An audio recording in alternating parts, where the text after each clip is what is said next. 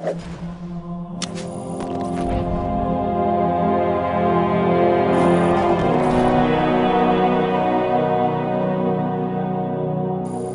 name is Frank. I'm a polygon pimp.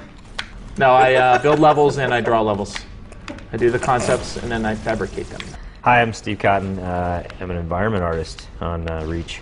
Hi, my name is Ken Taya, and I always go for the rockets. I'm an environment artist. This is Melota.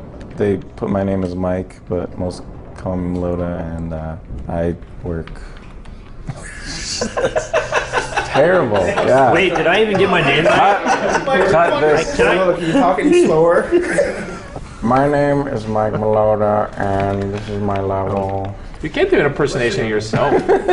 I'm Mike Melota, environment artist, architect, gameplay modifier, destroyer. This is Anchor 9, the best map ever. Yeah, this is Anchor 9, right? So we named it Anchor 9, and then after that I put a 9 up there. Bam. Yeah, it's One of 9 anchors. 18 actually. You know, from day one, this was actually a pretty favorite map among the guys that were just sort of play testing, and so it hasn't changed layout-wise really all that much. A lot of times our maps will go through a lot of iteration, and we'll rip a side off, or we'll double the width of a gap or something like that because it's not working, and this one really has kind of stayed pretty consistent. Yeah, as far as the gameplay, the thing that's really nice about this map is it has the right balance between, okay, I'm not too far away from the action, but at the same time, when I spawn in, I don't have 50 grenades in my face. Like, it has just the right amount of pacing for a Slayer game. You can always get back into combat pretty quickly in this map, which is nice.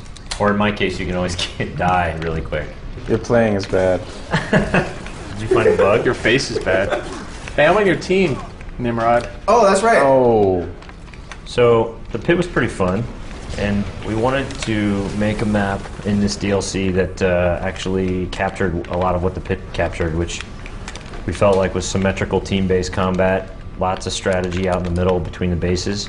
Multi-level, the engagement distances are very similar.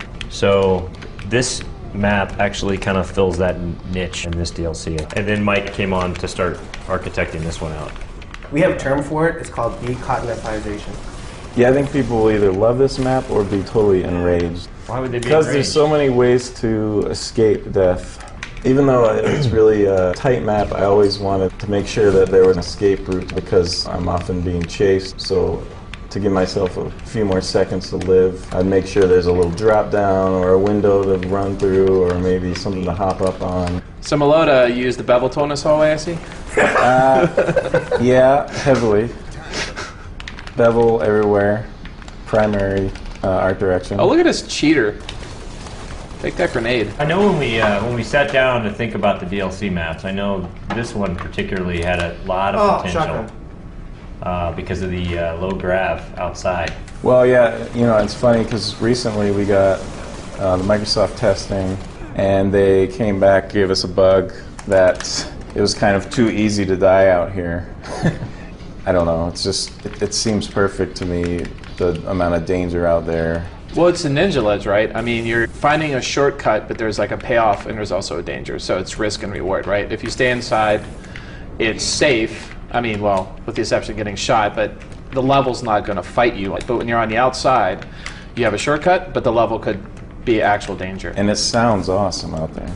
Originally, I was hoping that this space station could be kind of a crippled, half-destroyed space station during the War of Reach, and there'd be like all these crazy spaceships flying by that were like Killing frame under rate? attack, and yeah.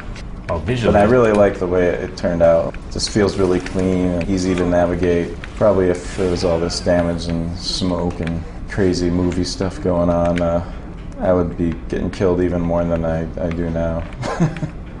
Just wouldn't know where I was. Well, you made this map, right? So that means you have to be the best at it, right?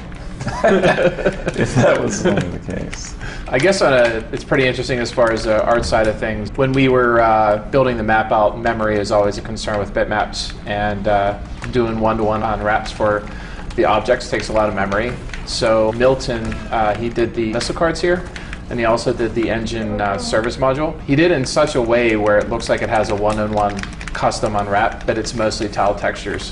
So he developed some really cool techniques of fabricating those objects. I mean, I've been in the game industry since 1996, and I've seen such huge changes for how we build environments or vehicles. And we are literally getting to the point right now where we could model whatever we want. So, Kentai, if you have a second, could you please tell me what these are for? Don't tell them. That's why it's an adult game. These are airlocks in case something goes wrong. All these doors shut, and these stabilize the pressure in this room. I think a good term to describe what we do a lot of times is implied function. It looks like it does something, but there's only to a point where we could really hyperanalyze how it works. So even on top of this saber, see how we place this catwalk here? It has to really feel flat and easy to walk and navigate around. It doesn't really make sense, but gameplay design trumps visuals in some aspects. We just have to make it look good. You just gotta look right and feel right. That's what she said. So I hope you guys enjoyed watching. That was Anchor 9, and it comes out on November 30th. I'll see you in space, and watch your back.